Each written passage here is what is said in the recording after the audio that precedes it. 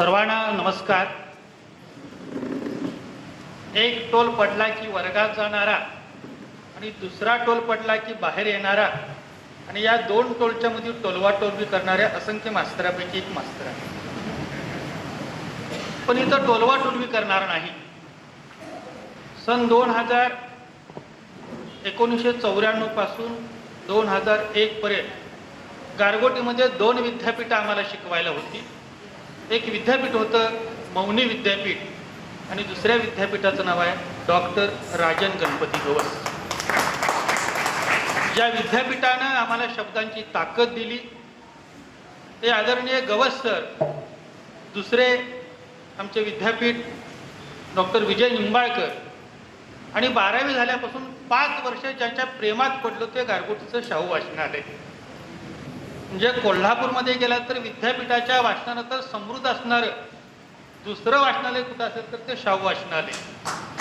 आणि अशा 3 विद्यापीठाच्या तीरावरती मी दूधगंगेपेक्षा वेदगंगेपेक्षा 3 विद्यापीठं, एक शाहू ग्रंथालय, दुसरं गवस सर आणि तिसरं विद्यापीठ, आणि अशा 3 विद्यापीठाच्या बरोबर पुस्तकांचं विद्यापीठ सांभाळणारे आपण सगळे ग्रंथप्रेमी बंधूंनो, महाराष्ट्र राज्य ग्रंथ संचनालय आणि कोल्हापूर जिल्हा ग्रंथालय चळवळीच्या वतीनं या ठिकाणी आज गेल्या 2 दिवसापासून ग्रंथ महोत्सव आयोजित केलेला आहे.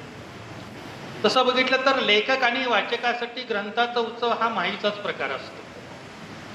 आणि सगळा हा ग्रंथ महोत्सव करत असताना ज्यांनी स्वतःचं आयुष्य ग्रंथ चळवळीला अर्पण केलं त्या वाईकर मॅडम आणि त्यांचा शब्द मानून पुस्तकासाठी, वाचक घडवण्यासाठी गेली कित्येक वर्ष वाचन चळवळ वाढवण्यासाठी कार्यरत असणारे माझे सगळे हे वाचक सेनापती यांच्याशी मी रचतो. ग्रेस म्हणतात, तुझ्या गर्भातच जर मी आडवा झालो असतो तर येऊ दिलं असतं का तुझ्या वाट्याला माऊलीचं भाग्यपण. मी तसा टाळ्यांचा कवी नाही, मी गंभीर लिहिणारा कवी आहे. ग्रेस म्हणतात, संजू, मी जर तुझ्या गर्भातच आडवा झालो असतो तर येऊ दिलं असतं का तुझ्या वाट्याला माऊलीचं भाग्यपण. तू मला जन्म दिलास, तू मला जन्म दिलास म्हणून तू माझी जन्मदात्री आहेस, हे मला मान्य आहे. तू मला जन्म दिलास म्हणून तू माझी जन्मदात्री आहेस, हे मला मान्य आहे. पण मी जन्मालाच आलो नसतो तर तुझ्यातल्या बाईला कधी आई होता आलं असतं. मी जन्मालाच आलो नसतो तर तुझ्यातल्या बाईला कधी आई होता आलं नसतं. तू मला जन्म दिलास म्हणून तू माझी जन्मदात्री आहेस. पण लक्षात ठेव, मी जन्माला आलो म्हणून तुझ्यातल्या बाईला आई होता आलं.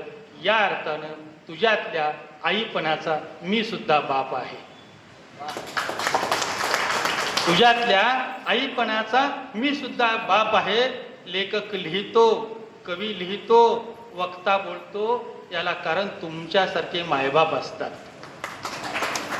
म्हणून जे जे कवी मंदार इथं बोलायला लागले या सगळ्यांच्या पाठीमागे कोण असेल तर बांधवांनो आपण आहात. आणि म्हणून आपल्या वती ऋण व्यक्त करतो. आणि या कवी संमेलनाच्या निमित्तानं मी थोडंसं हितगुज व्यक्त करतो. बांधवांनो, आजचं यंत्रयुग आहे, मोबाईलचं युग आहे आणि मोबाईलच्या युगामध्ये वाचन संस्कृती गुदमरते काय असं वाटत असताना आपण सगळ्यांनी वाचन संस्कृतीला कालपासून बूस्टर डोस दिलाय, याबद्दल तुमचे शतशः आभार. तसं पाहिलं तर लेखक आणि कवी हा कोणत्याही साहित्य चळवळीचा वारकरी असतो. साहित्याची सारण कुठली जरी चळवळ असली तर लेखकाला दिंडीमध्ये सहभागी व्हावं लागतं. आणि म्हणून या सगळ्या विचारपीठावर उपस्थित असणारे तुमच्यातले जे कवी असतील, कामत सर असतील, आमचे मार्गदर्शक, ज्यांची गाणी ऐकून, ज्यांच्या कविता ऐकून, ज्यांच्या लावण्या ऐकून आम्ही लिहायला शिकलो ते राजन कोनवडेकर असतील. म्हणजे वय वाढलेलं आहे, वजन कमी आहे, पण कवितेचं वजन फार मोठं आहे असा महाराष्ट्रातला कवी आहे. आम्ही ज्याला विनोदानं म्हणतो उद्याचा गुरु ठाकूर तो मंदार आहे. ज्यानं खऱ्या अर्थानं कवितेमध्ये विक्रम केला ते विक्रम आहेत, बिबे आहेत, कौले सर आहेत, मागो गुरव सर आहेत, आमच्या सर्व भगिनी आहेत. आणि या सगळ्यांच्या उपस्थितीत हे कवी संमेलन संपन्न झालेलं आहे. तसं बघायला गेलं तर कवी संमेलनला महाराष्ट्रामध्ये आम्ही फिरतो. काल रात्री चिपळूणमध्ये एक कवी संमेलन होतं. रात्री 7चं संमेलन होतं, 8ला सुरू झालं, 10पर्यंत होतो. 100च माणसं होती विक्रम चिपळूणसारख्या ठिकाणी. कामत सर, तुमचे अभिनंदन. तुम्ही किमान 200 ते 250 रसिक निर्माण केले. हे वाचन चळवळीचं म्हणजे गर्दीपेक्षा गर्दी जमवण्यात तुम्ही हे झालाय. कवी संमेलन सुरू झालं, तुमच्यातल्या ऐकणाऱ्या लोकांनी 2 चिठ्ठ्या दिल्या की सर आम्हाला कविता सादर करायची आहे. हे तुमच्या चळवळीचं यश आहे. मुंबईला विंदा करंदीकर साहित्य संमेलनाचे अध्यक्ष होते. संजू संमेलन सुरू होतं, एकापेक्षा एक कृष्णात कवी कविता वाचत होते आणि कविता वाचत असताना एक चिठ्ठी आली की मला कविता सादर करायची आहे. संयोजक म्हणाले त्याचं नाव घ्या. त्यानं नाव देण्याऐवजी लिहिलं माझा व्यवसाय रिक्षा चालवणं. संयोजक म्हणाले रिक्षा चालवणाऱ्या पोरग्याला, टॅक्सी चालवणाऱ्या पोरग्याला कविता म्हणायची संधी द्यायची काय? व्यासपीठावरचे लोक म्हटले नको. परत त्याने चिठ्ठी दिली मला कविता म्हणायची आहे. शेवटी तो कवी व्यासपीठावर आला, विचारपीठावर आला. 1 कविता सादर केली, 2 कविता सादर केली, 5 कविता सादर केल्या आणि नको नको म्हणताना त्या कविता सर्वमान्य झाल्या. त्याचं जागतिक कवितेचं नाव नामदेव ढसाळ. म्हणून कवी कुठून जन्माला येतो? कुठूनही जन्माला येतो. तांदूळ उराचं धरता आईचं फुकतो पाना, पायात बोचता काठा, ओठात आई ग येतच ना. पायात बोचता काठा, ओठात आई ग येत ना. तांदूळ उराचं धरता आईचं फुकतो पाना, भावनेचा घाईवर होता सखी अशीच येते कविता. भावनेचा घाईवर होता सखी अशीच येते कविता. त्या पहिल्या उद्गाराचा वाल्मिकीचा साक्षी होता. त्या पहिल्या उद्गाराचा वाल्मिकीचं. इथं सगळ्या कवीने अतिशय सुंदर कविता सादर केलेल्या आहेत. मुळात कविता सुंदर नसते, आपली नजर सुंदर असावी लागते. नजर सुंदर असते की जगातलं सगळं सुंदर आपल्याला दिसायला लागतं. आणि कालचा दिवस तरी आपण जगात सगळ्यात लोकांच्याकडे सुंदरतेनं बघत होतो. कवीला शब्दाचा शब्दांनी सागर करता आले पाहिजे. कवीला शब्दांचा शब्दांनी सागर करता आला पाहिजे. कवितेचा जागर करता आला पाहिजे. शब्दांचा सागर करता आला पाहिजे. कवित्वाचा जागर करता आला पाहिजे. ओढून ताडून कविता लिहिता येत नाही मित्रा. ओढून ताळून कविता लिहिता येत नाही मित्रा. कवीला सुद्धा कवितेचा आजार झाला पाहिजे. कवीला सुद्धा कवितेचा आजार झाला पाहिजे. सगळे हे आजारी लोक आहेत आणि या आजारात लोकांची सेवा करणारे तुम्ही सगळे रुग्णवाहक आहात. त्यांना समजून घेणं गरजेचं असतं. तुम्ही सगळ्यांनी आम्हाला समजून घेतलं. या सगळ्या कवींनी सुंदर सुंदर कविता सादर केल्या. आणखी एक आमचे लेखक कवी सभागृहात बसलेले आहेत, निकाडे सर. बालसाहित्यातलं मोठं नाव आहे. मानवानो, या सगळ्या कवींच्या कविता सादर झाल्यानंतर माझ्या थोड्या अडचण अशी होते की मी जरा गंभीर कविता आहे. म्हणजे कसं आहे, सहसा संध्याकाळी मी फिरायला बाहेर जात नाही. सहसा संध्याकाळी मी फिरायला बाहेर जात नाही. मला कंटाळा येतो असे नाही. सहजासहजी मी संध्याकाळी बाहेर फिरायला जात नाही. मला कंटाळा येतो असे नाही. पण संध्याकाळी उन्हाबरोबर सती जाणारी सावली मला पाहता येत नाही. संध्याकाळी उन्हाबरोबर सती जाणारी सावली मला जाते. मी गंभीर लिहितो. गंभीर लिहितो म्हणजे काय करतो मी? जे गंभीर लिहितो सगळे गंभीर लिहितात. म्हणून सहज एक अगरबत्ती देवघरात लावायला गेलो. बाबासाहेबांचा फोटो होता, फोटोला पुजत गेलो. अगरबत्ती लावली आणि अगरबत्तीचा धूर असा निघून गेला. मी बाहेर आलो. अगरबत्तीचा धूर असा निघून गेला आणि मग लक्षात आलं, सुगंध पिऊन निघून जातो आकाशाच्या दिशेने धूर. सुगंध पिऊन निघून जातो आकाशाच्या दिशेने धूर. तरीही जळत राहते अगरबत्ती कोण्या एका प्रेमिकासाठी. तरीही जळत राहते अगरबत्ती कोण्या एका प्रेमिकासाठी. कविता अशी सापडते, जिथं बघावं तिथं कविता सापडते. म्हणजे कुठं कविता असते? सिद्धार्थ धनगर नावाचे आमचे पेटवडगावचे कवी होते. ते कशावी कविता लिहायचे. कप म्हणाला बशीला. कप सारंग सर म्हणजे बघा का कशावी लिहिता येते. बशी म्हणाली कपाला. सॉरी, बशी पशी म्हणाली कपाला, माझ्याशी लग्न करशील काय? पशी म्हणाली कपाला, माझ्याशी लग्न करशील काय? कप म्हणाला बशीला, दररोज 4 चौकांच्या वटाला वट लावलेला, मला कधी खपल काय? कुठं असते कविता? शोधत राहतो आम्ही कविता, सापडते ती कविता. म्हणजे पावसाळा सुरू झाला आणि पावसाळा सुरू झाल्यानंतर विक्रम, एक छत्री असते घरात, एक वापरायची असते आणि कृष्णात एक न वापरायची छत्री असते. एक छत्री अशीच होती. त्या छत्रीला विचारलं, तू का बाहेर पडत नाहीस? ती बिचारी म्हणाली, वाऱ्याने छेड काढल्यापासून घराबाहेर पडत नाही छत्री. छत्रीची कधीही गौतम पाटील होऊ शकते. वाऱ्याने छेड काढल्यापासून घराबाहेर पडत नाही छत्री. परवा बाजारात पाऊस भेटला. परवा बाजारात पाऊस भेटला. मी म्हणालो अलीकडं खाली येत नाहीस. मी म्हणालो अलीकडं खाली येत नाहीस. तो म्हणाला, अरे झेलणारं कुणी असेल तरच वर्ण खाली आला अर्थ आहे रे. आता झेलणार कुणी असेल तर आपण तरी खाली कशाला यायचं? पण कविताशी सापडायचं. कविता कुठे येते? तर मुळात वाचन ही माणसाची गरज आहे. या वाचनातून माणसं घडतात. वाचन ही पुस्तकाशी चाललेली आंतरक्रिया असते. वाचन ही माणसाची संस्कृती असते. गेली 8 वर्ष मी त्या विषयावर PhD करत होतो. बराच वेळ लागला. वाचन ही माणसाची संस्कृती असते. तसं बघितलं तर वाचन हा कवितेकडे जाण्याचा मार्ग असतो. कारण वाचनातून अनुभव येतात. अनुभवातून जगणं समजतं. पुस्तकं वाचतो, पुस्तकाचं आकलन होतं. आकलनातून मनन होतं. मननातून चिंतन होतं आणि चिंतन तुमच्या जगण्याला दृष्टी देतं. ही दृष्टी आली की जगण्यातल्या प्रत्येक गोष्टीकडे आपण बारकावेनं बघायला लागतो. म्हणजे कधीतरी अशाच बहरलेल्या संध्याकाळी, कधीतरी अशाच बहरलेल्या संध्याकाळी शब्दांना फुटतात पाय. कधीतरी अशाच भरलेल्या संध्याकाळी शब्दांना फुटतात पाय. मी होतो वासरू आणि पुस्तक होतात माझ्यासाठी गाय. मी होतो वासरू आणि पुस्तक होतात माझ्यासाठी गाय. पुस्तकं भरभरून आपल्याला देतात. तुकाराम महाराज तर म्हणतात, वाचन हे माणसाच्या ज्ञानाचं द्वार आहे. ज्ञान हे मुक्तीचे साधन आहे.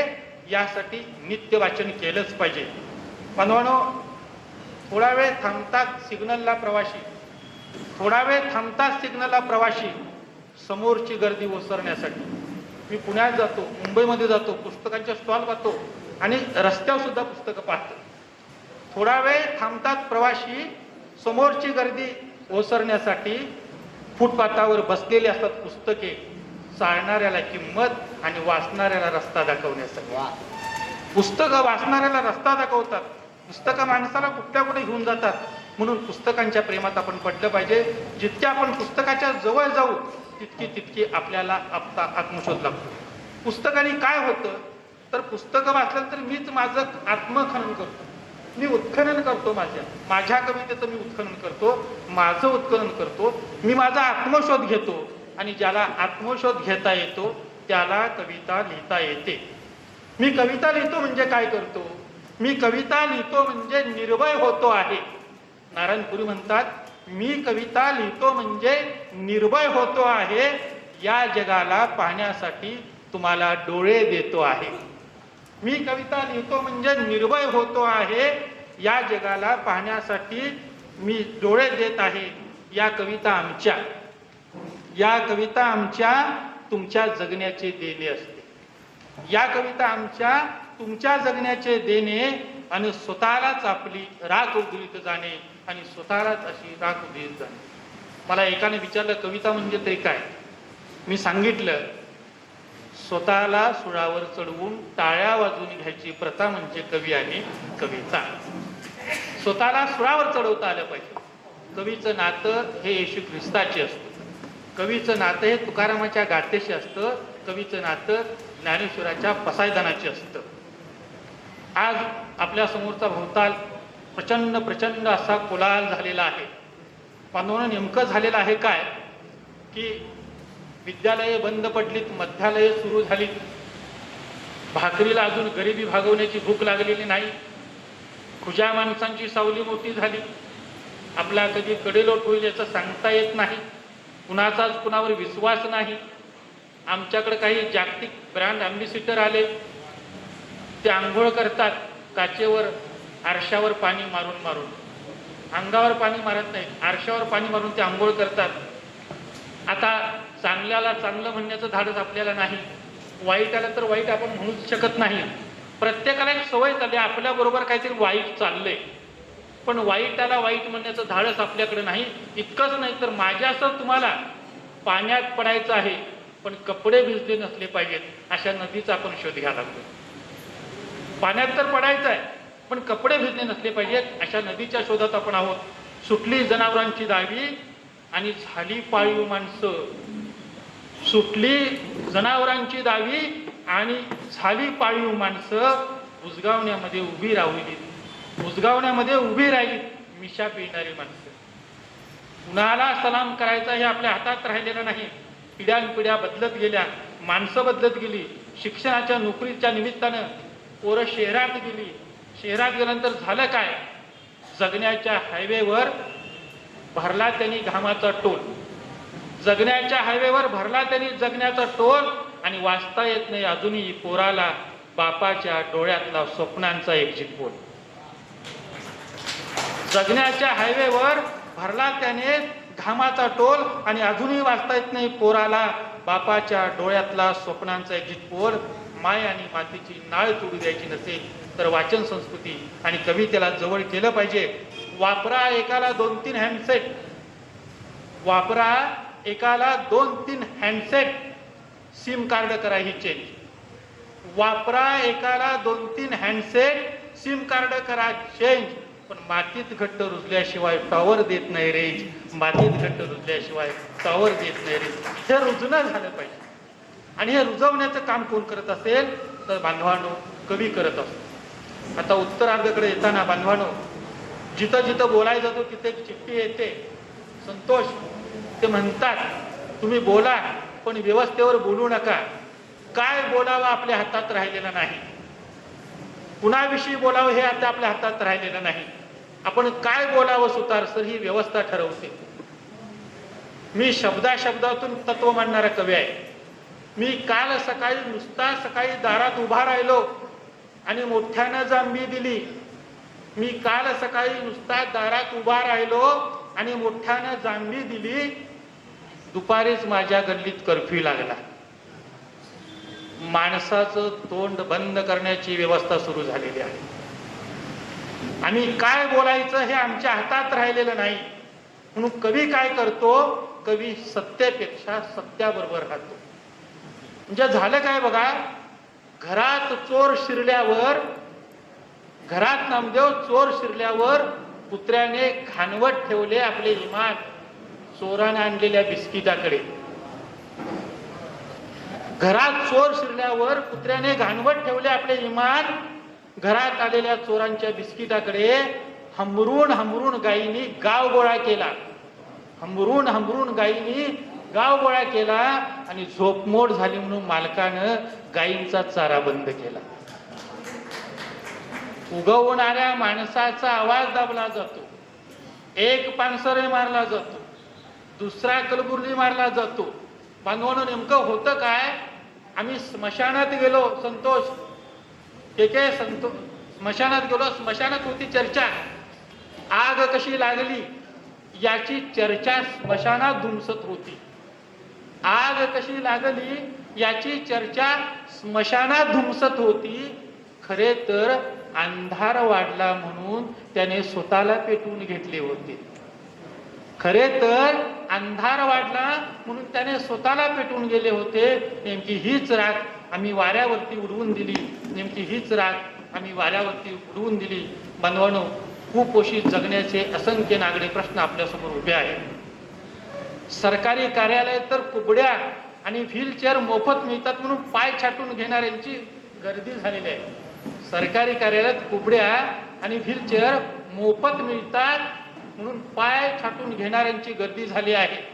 लाखात तिच्या ती श्रीमंत होती, लाखात तिच्या ती दारिद्र्यात होती, 1500ने त्यांच्या ती कुबेर झाली.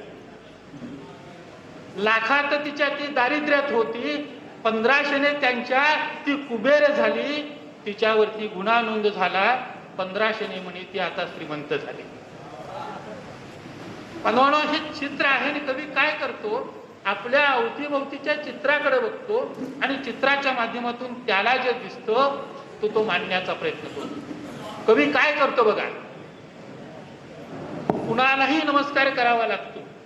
सूर्य झोपतो आपल्या आधी, सूर्य झोपतो आपल्या आधी, जागाही होतो आपल्यानंतर.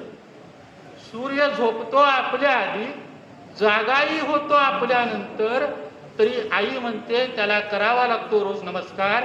फक्त तो उंचावर राहतो म्हणून, फक्त तो उंचावर राहतो म्हणून. माणसाचं मोठेपण त्याच्या त्या गुणवत्तेपेक्षा त्याला मिळणाऱ्या संधीवर अवलंबून असतं. आणि आजचं युग हे संधी साधूंचं युग आहे. मी दवाखान्यात गेलो, दवाखान्यात गेल्यानंतर मुलांचा वार्ड होता, तिथं सिक्युरिटी नव्हती, पण बाप मुलांना भेटायला येत होते, तिथं पोलिसांची गर्दी होती. मी म्हटलं हे काय, ते म्हणाले कदाचित बाप चोरून ह्याची माणसं इथे येऊ शकतात. ते महाराष्ट्राचं चित्र आहे आणि कवी इथं अस्वस्थ होतो. बांधवानो, आपला आई बाप सुद्धा आपल्या हातात राहिलेला नाही. 7-12 जमीन नावं करून घेत होते, आता तुमचे आई बाप सुद्धा दुसऱ्याच्या नावावर लागू शकतात. अशा वेळेला कवीनं काय केलं पाहिजे? बांधवानो, कवी काय करतो की कवी माणसाला चेतवतो, कवी माणसाला फुलवतो. मी मेंदूला जाळ लावला, मी मेंदूला जाळ लावला, जिभा पार गारटून गेल्या. मी मेंदूला जाळ लावला, जिभा पार गारटून गेल्या. मी कागदावरती 4 कविता लिहिल्या, आता पाण्याच्या विरोधात फडफडू लागले आहेत. बनवणं न्याय व्यवस्था, पालिका, प्रशासन आणि वृत्तपत्र हे एका सत्तेची बटीक झालेले आहे. अशा वेळेला 4 खांब शरण असताना कवी कधीही सरेंडर होत नाही. कवी कधी सरेंडर होत नाही. 4 खांब तरी विश्वासानं मोडले तरी 5वा खांब म्हणून कवीला उभा राहावं लागतं. कारण कवी हा वंचितांचा, शोषितांचा आवाज असतो. तो सत्तेबरोबर नसतो, तो सत्याबरोबर असतो. अशीच जाणीव या निमित्ताने घेऊया. 1-2 कविता तुमच्या समोर ठेवतो. बांधवांनो, मी ज्या गावामध्ये राहतो तिथं माझ्या गावाच्या शेजारी एक बाईचा माळ नावाची एक जागा आहे. मी एक कविता संग्रह लिहिला, शेणाला गेलेल्या पोरी. एका बाईचं दुःख आहे ते. 120 पानांची एकच कविता आहे. त्या दीर्घ कवितेला असंख्य पुरस्कार मिळाले. त्यापेक्षा भालचंद्र नेमाडे गवसकर यांचा आशीर्वाद मिळाला. आपल्याकडे काय होतं बघा, जेव्हा घरात ओली बाळंतीण असते तेव्हा बाळंतिणीच्या खाली शेणी पेटवून ठेवतात. जेव्हा घरात ओली बाळंतीण असते तेव्हा तिच्या खाली शेणी पेटवून ठेवतात. आणि पाटील सर, माणूस मेला तर प्रेताला बॅलन्स यावं म्हणून सरणावर सुद्धा शेणी ठेवतात. म्हणजे शेण माणसाच्या जन्मापासून त्याच्या मृत्यूपर्यंत सोबत असते. मग शेणी काय आणि बाई काय? माणसासाठी जगतात आणि माणसासाठी मरतात. मी शहरात गेलो, शहरात गेल्यानंतर अंधार झाला. अंधार झाल्यानंतर एक मेणबत्ती घेतली, मेणबत्ती पेटवली. पण मेणबत्ती पेटवत असताना पहिल्यांदा तिचे वस्त्र मी काढले, मेणबत्तीचे कपडे काढले. मेणबत्ती म्हणाली, मिस्टर चंद्रशेखर, तुम्हाला प्रकाशाची गरज आहे, पण तुम्ही माझं वस्त्र काढताय. ही शहरातली शिकलेली बाई होती. मी गावाकडे गेलो, मला कोलगेट हवं होतं, कोलगेट मिळालं नाही. काकूनं शेण आणली, शेण पेटवली, पेटलेली शेण धुमसली. मेणबत्ती म्हणजे शहरातल्या शिकलेल्या बाया आणि शेण म्हणजे गावाकडल्या कुस्करलेल्या आमच्या बाया. हे 2 तत्व मला दिसतं. मी जे मांडतो ते शब्दांच्या पलीकडे मानतो. अशा पद्धतीनं मी ती लिहित गेलो. आता मी व्यवस्थेच्या विरोधात लिहितो. त्याच व्यवस्थेच्या विरोधातल्या 1-2 कविता तुमच्या समोर ठेवतो आणि मी थांबतो. बांधवांनो, एक कविता तुमच्या परिचयाची तुमच्यासमोर मांडतो.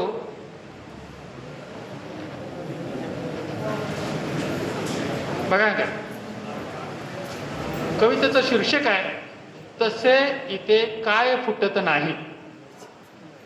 तसे इथे काय फुटत नाही. गेल्या महिन्यात रात्री काही लोक फुटण्याचा हंगाम होता. तसे इथे काय फुटत नाही. रस्त्याच्या प्रेमासाठी फुटतात वाटेलाही पाय. रस्त्याच्या प्रेमासाठी फुटतात वाटेलाही पाय आणि लुसलुसतात कासेला वासरू पाना सोडते गाय. रस्त्याच्या प्रेमासाठी फुटतात वाटेला पाय आणि लुसलुसतात कासेला वासरू पाना सोडते गाय. जातात आंदोलनात बळी खळफटाकाचा. जातात आंदोलनात बळी खळफटाकाचा. थंडीच्या निषेधार्थ फुटून घेतात टाचा. थंडीच्या निषेधार्थ फुटून घेतात काचा. कवटी फुटल्यावर हलते जरा सरण. कवटी फुटल्यावर हरते जरा सरण आणि मलिदाच्या महापुराने खेकडे फुटतात धरण. मलिदाच्या महापुराने खेकडे फुटतात धरण. तसं इथं काय फुटत नाही. तसं इथं काय फुटत नाही. दबावाने फुटतात इथले प्रत्यक्षदर्शी साक्षीदार. दबावाने फुटतात इथे प्रत्यक्षदर्शी साक्षीदार आणि सत्तेच्या मोह्यापाठी गुवाहाटीला सुद्धा जातात आमदार. खुर्चीच्या स्वार्थासाठी फुटतात निष्ठावंत नेते. खुर्चीच्या स्वार्थासाठी फुटतात निष्ठावंत नेते आणि लक्ष्मीचे दर्शन होतात फुटतात रातोरात गल्लीतली मते. फुटतात रातोरात गल्लीतली मते. कामाच्या घाई गडबडीत कामाच्या घाईघाईत फोडतो कबशी वेटर. कामाच्या घाई गडबडीत फोडतो कबशी वेटर आणि परीक्षेसाठी परीक्षेच्या वेळेआधी फुटतो इथं MPSCचा पेपर. परीक्षेच्या वेळेआधी फुटतो इथे MPSCचा पेपर. तसे इथे काय फुटत नाही. बंद दरवाजे हेरून हेरून चोर फोडतात कुलूप. बंद दरवाजे हेरून हेरून चोर फोडतात कुलूप आणि कायद्याच्या अंधारात लोकशाही होते गुडूप. कायद्याच्या अंधारात लोकशाही होते गुडूप. चिमणी अडवल्यावर फुटते ऊस दराची कोंडी. चिमणी अडवल्यावर फुटते ऊस दराची कोंडी आणि EVMच्या मनोराने फुटते सत्तेची दहीहंडी. EVMच्या मनोराने फुटते सत्तेची दहीहंडी. फुटते कुणाचे नशीब. फुटते कुणाचे नशीब. फुटते कुणाचे कपाळ. फुटते कुणाचे नशीब. फुटते कुणाचे कपाळ. पक्ष सारा फुटला तरी कुणाला वाटते आपला बाळ प्रिय बाळ प्रिय बाळ. इथे तसे काय फुटत नाही. हवेचा दाब वाढतात फुटून जातो फुगा. हवेचा दाब वाढतात फुटून जातो फुगा आणि दिल्लीच्या इशाराने मिळतो इथूलाही दगा. दिल्लीच्या इशाराने मिळतो इथूलाही दगा. पाणी अंगावर पडता फुटते कागदावरची शाई आणि ओवाळणीच्या हप्त्याने निकाल बदलतात ताई. ओवाळणीच्या हप्त्याने निकाल बदलतात ताई. रागाने बघितल्यावर फुटतात इथे डोळे. पांढऱ्यात मिळवतात प्रचिती सगळे काळे. सत्ते संपत्तीच्या वादात फुटतात भावकीची दोटी आणि गद्दारीला खुणावतात 50 भुके फुके. संख्येच्या भुकेसाठी लागतात विधानसभेला एक एक नग. पापाची उष्णता वाढवल्यावर अतिवृष्टी करतात ढग. तसे इथे काय फुटत नाही. तसे इथे सारेच फुटते. सारेच काही फुटले इथे तरी मारायची नाही बोंब. सारेच काही फुटते इथे तरी मारायची नाही बोंब. वटून गेल्या झाडालाही फुटतो पुन्हा कोंब. वेदनेचा घैवर होता फुटतात भावनेला शब्द. वेदनेचा घैवर होतात फुटतात भावनेला शब्द आणि फुटणाऱ्याला बदलण्यासाठी कविता असते वचनबद्ध. फुटणाऱ्याला बदलण्यासाठी कविता असते वचनबद्ध. पुन्हा एकदा या ठिकाणी मला बोलवलं याबद्दल तुमचं ऋण व्यक्त करतो आणि थांबतो. धन्यवाद. जय कवी.